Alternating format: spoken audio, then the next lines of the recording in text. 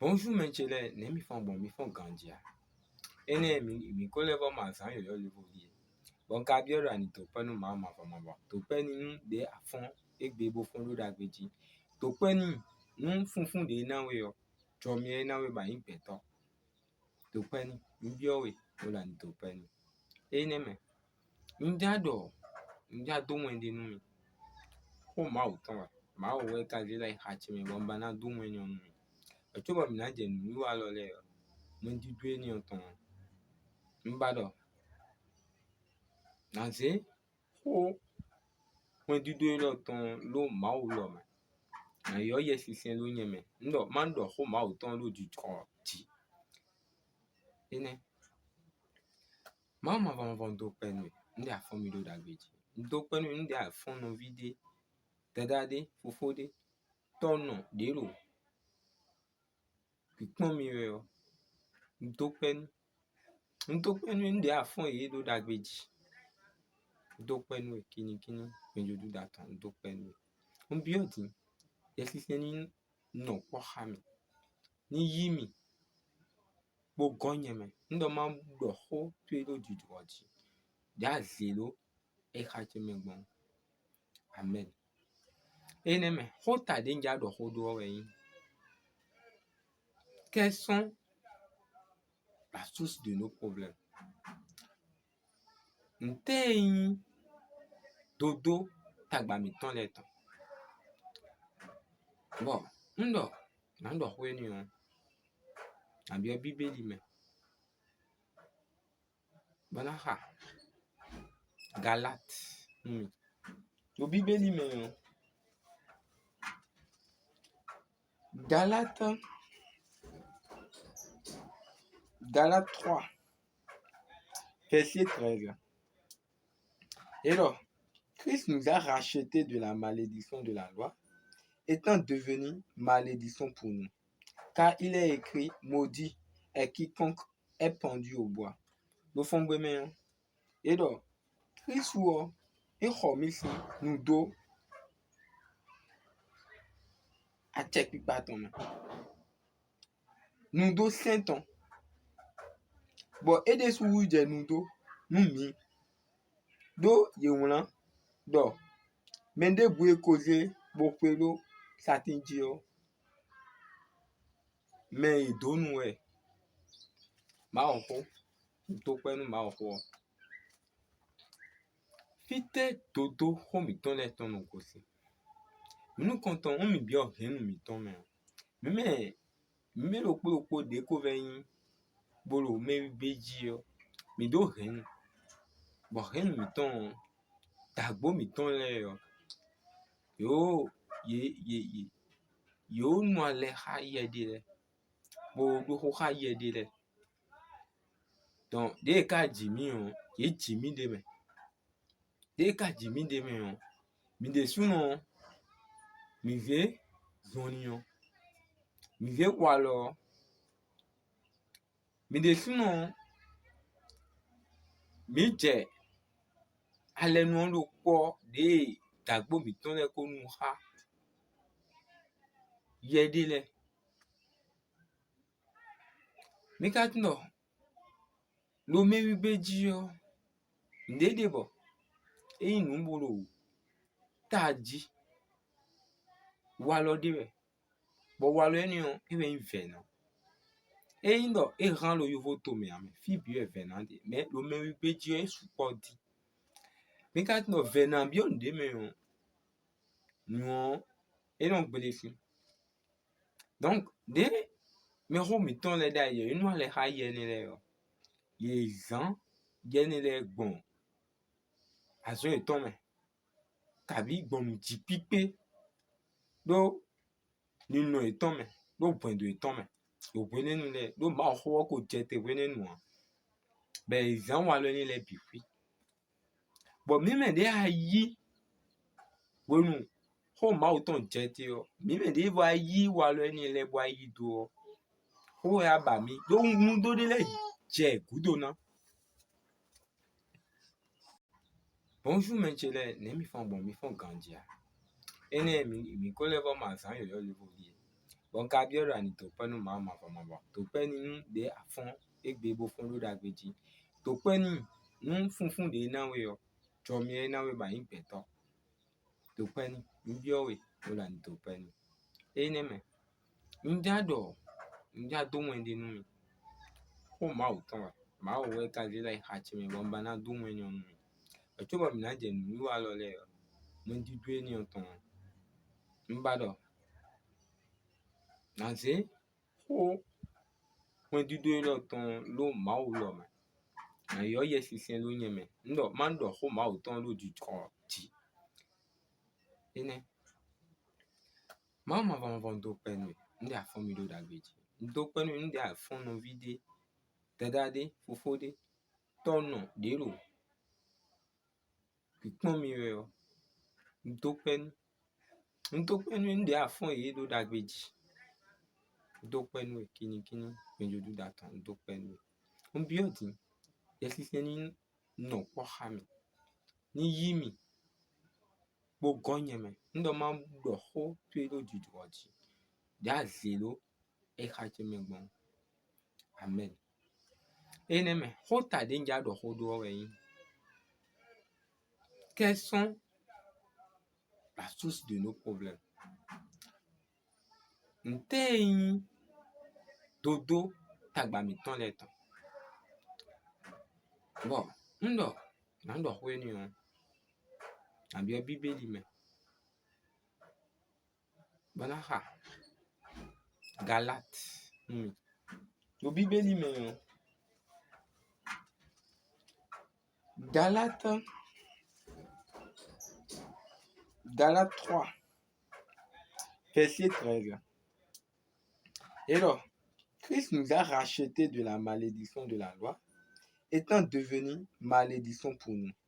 car il est écrit maudit est quiconque est pendu au bois lo fon gbe me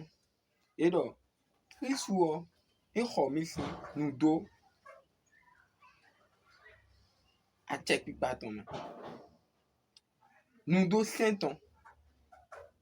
bon et des sou je nous do nous mi do ye won do mende bu e koze bo pelo satinji o me idonu e ma o ko to pe nu ma o ko fite dodo ho mi ton le ton no ko si nu konton o mi bi o henu mi ton me lo po de ko veyin bolo me beji o mi do henu bo henu mi ton dagbo mi ton le o yo nu ale ha ye de le bo do ho ha ye de le donc de ka ji mi o ye ji mi de me de ka ji mi de me o mi de suno mi ve zoni o mi ve walo mi de suno mi je ale nu lo po de dagbo mi ton le ko nu ha ye de le mi ka tno lo me wi beji o ndede bo e nu mbolo taji walo de be bo walo eni o e be nve no e ndo e ran lo yovo to me ame fi bi e venan de me lo me wi beji o e su po di mi ka tno venan bi o nde me o nu e non gbele fi donc de me ho mi ton le da ye nu ale ha ye ni le o ye zan ye ni le gbon azo e ton me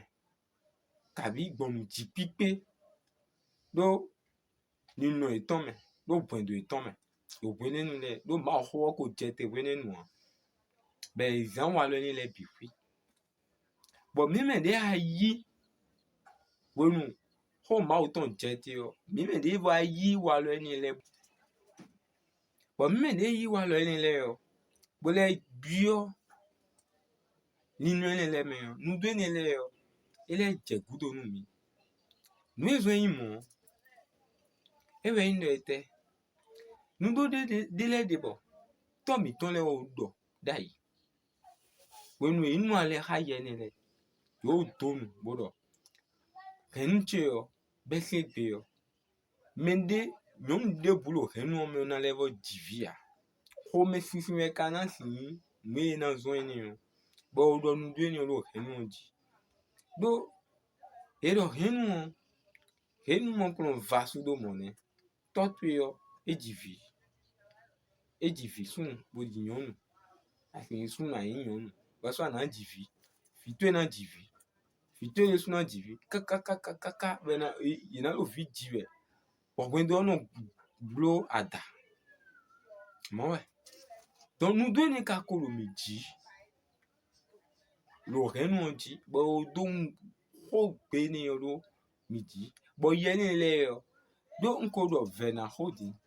vena ezombo nous deux temps do ndo ye ni le lo ti bo vena de ben vena no zombo yinu ado hodi le do chede le lo henu onji bo no lo me hodo we But eno zombo mendele die no yinu kolo gbe ton me eno zombo mendele die no jere kaka do nu do le lo teme azeton hale agona do uno vena minindo vena bi oja kuna me azewe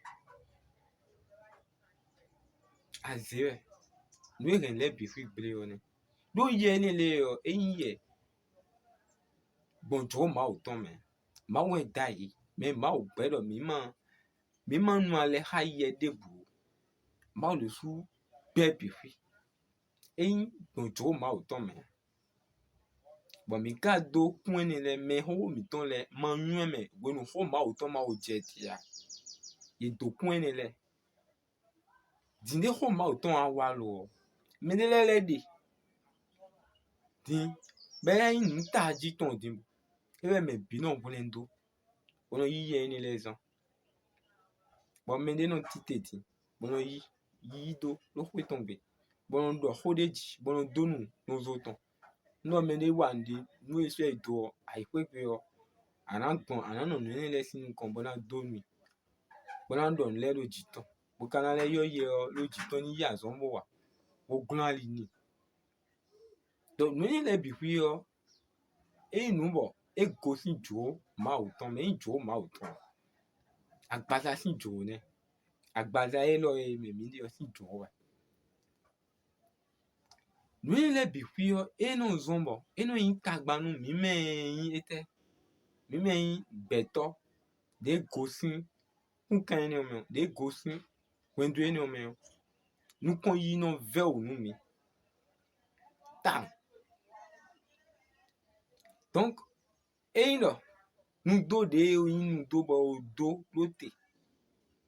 bo e ko yin nu do e si lo 100 ans si lo 200 ans ndo ye ma tun kan nu do ni o e na vo ko la cheton yi we ye de bu ko yi lo onu do ni le ye ni le na la zon yi wa we file si wa gbon de bu ye ma stop ya e na ko la zon yi wa kaka so ku e ton to me kenu onji bi fi we nda do holding me ni to hen de me ade yo to hen de agosion do to dodo tagba tu ton le yo yin ko sedo hen to me wa we chubo yin ko sedo gbe we su to me zan wa lo tu do lo pode wa lo de to to wo na hodo we mo we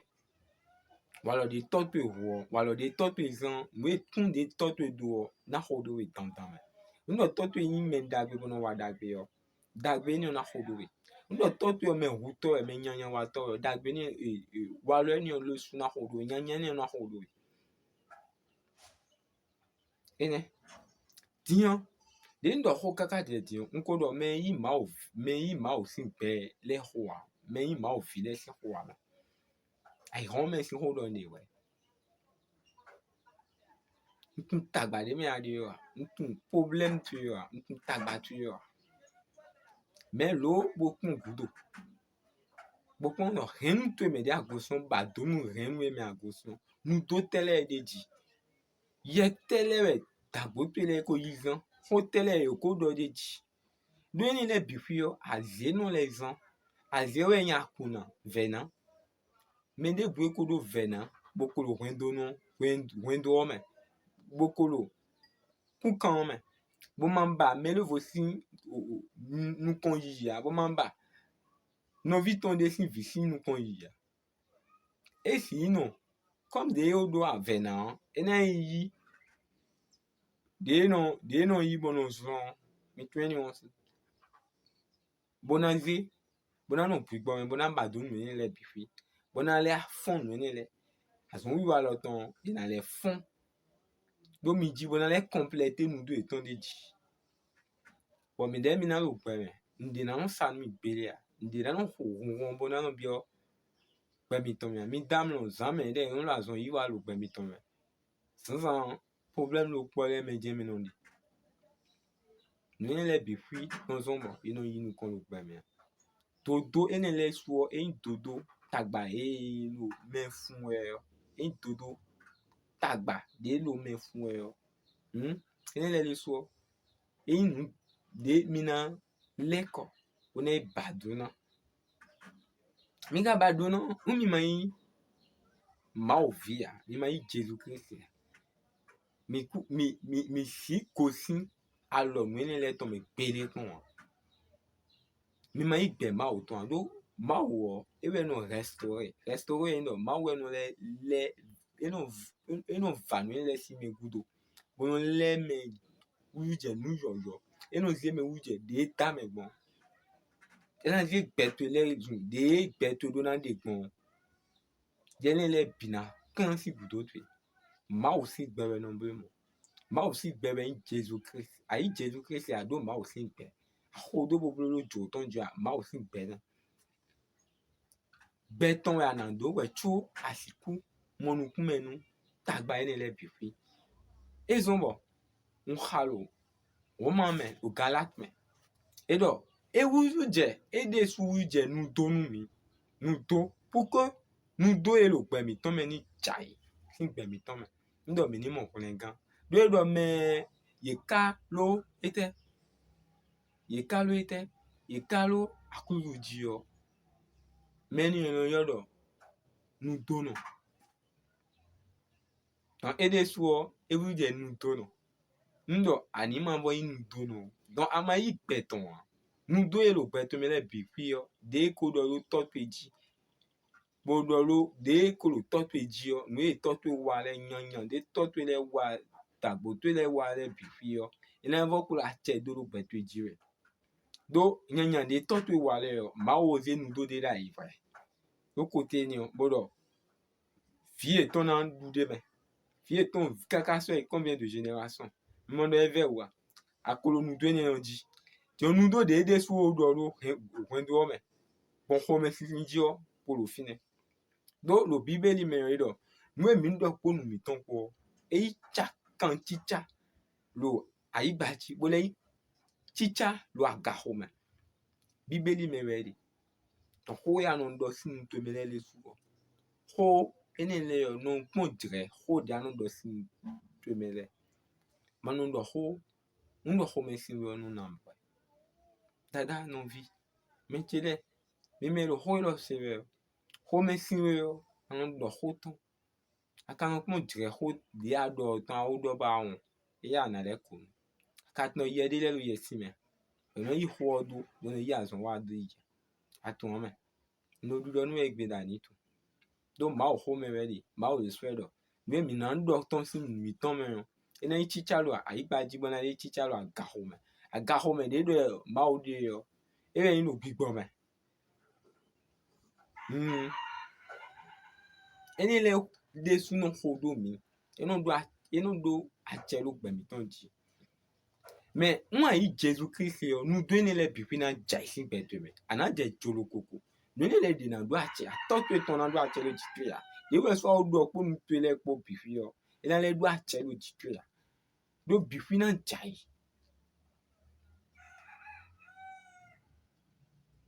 bana je jolo koko do ma o me a o yi Jesus Christ o se kabi do ho ton nu bo mo do me wa ba do ho le nu wa pon ikaka ndo me lo le ka do be ma o to be ma o ton yin no ani so nu gbogbo pere e o me de le di o nu de le po nu ye lo ma ho me ba ma o ka si le zan yi pour que ni wa ba do ho nu e ma no zan me le bi ma ma fi jete bona mo we bona do ho nu ni no me de jije na gbon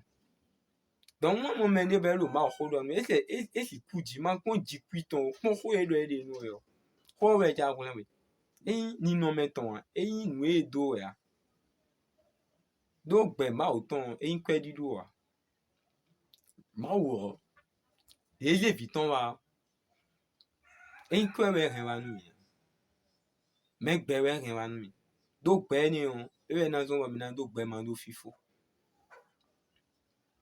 be ka lo gbe ma o ton do nu yo inu mi o se nu e do Jesus Christ ko nu yo ro me lo le ni ba zo de bo wa ho je no do Jesus Christ o ho we but ho we ma anu do mo okay me do e nu yo me ja ho na ni don pe do ai ho lo me de mi de yo mi na kusi mi na kula pa la me ja se nye me lo ho do nu yo ni su na kusi me un do gbe ma o ton na don ani don ti na don gbigbo ti le su na don na do gbe ma vo do lo bíbélì me lo ho ma o ton me e do ma o na va gbe o bi fi ayi gba e na va bi fi bo gbe le vo na wa be ka na da we nu me le ma o na da we nu me le bi na fon ani don de me o ku le na fon ani don e ton be ka fon ani don e ton gbe te we ayi na ma yi ma o sin gbe ya ana yi so me do nu ma yun e no zi yin be lo sun kota me amono jere est-ce que yun do we so ase ho lo di un est-ce que yun do ani re nu we di e o nbi o we di no todo ho pe to tagba to ton le o lo tun do je me ni me lo po ge we si ku bulen we bona de we sin dodo tagba to ton le me Jesus Christ de Nazareth ma o si fi nu konton ne de zon bo mi ya o yu je ma o vi o e ne ho ma o ton we e yo yin we ziza e wa mi tenti e we yin gbo de wa gbe o me ngbo ti bo la ihon lo me de do ihon lo me di bona do ngbo nu ya apa Jesus Christ de wa bo khle de ngbo bo mi yi bo ngbo abi o mi me e kele si hu de we sin tagba to le me do tagba to ton le yo ene ti me nu ene we cho ba kana go sin do ene le me no pode asi ho de bona do deliverance na do deliverance nu ma vo po lo wa lo ho to izan we no ayi ma o se bo yi Jesus Christ yo bo di nu ho ton bo yi gbe do e ku lo sa ti ji ndo ndo to ene ndo e lo gbe to me le bi fi ni jai ndo ani do gbe yo ba vo po lo gbe ho zan we ndo le na vo po la che yi lo gbe to me ina vo lo bi ko le we mo we nbi o we di no we me ma o tun Jesus Christ a lo ho ton do nu we ba do nu e ye we na wo le we sin tagba agban de po e ko yin agban bo kolo pipe we ma pon pe wo ado ju lo ma o me ana mo pe do dokun no we ma we da me la ihon me le bi fi ma we dokun no da ho we ma o mo a wa so bo mo no di foni a anado ana je dokun de ba de le bi fi lo ma o me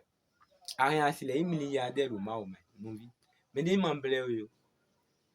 e de pan ai khade ado